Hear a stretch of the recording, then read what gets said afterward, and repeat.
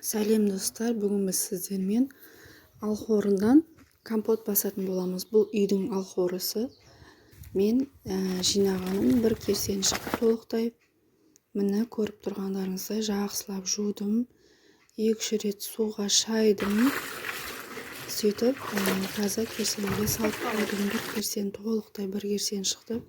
Содан кейін банкілерімді жуып жақсылап. Бұларды да 2-3 рет суға шайдым. Сөйтіп лимонмен жалбыз салатын болдым. Лимонмен жалбызды осылай жақсылап жуып, бұны да таза ыдысқа салып қойдым. Көріп тұрғандарыңыздай. Менде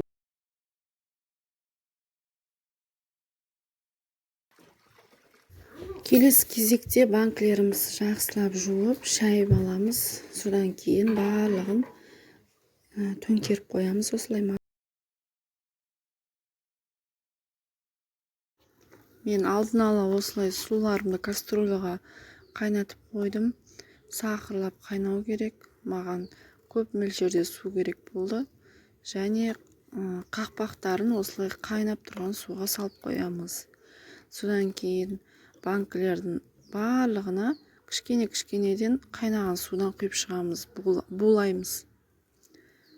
Барлығын булап болғаннан кейін бір-біріне құйып, жаңағы ыстық суды төгіп тастаймыз. Содан кейін алхорының барлығын банкілерге салып шығамыз. Керегінше мята, лимон салдым мен.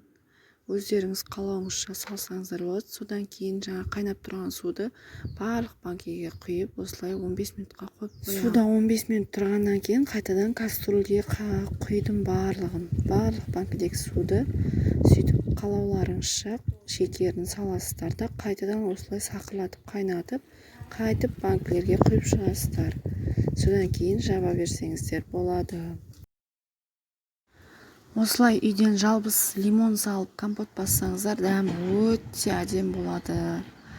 Рахмет көргендеріңізге, маған жазылып кетіңіздер.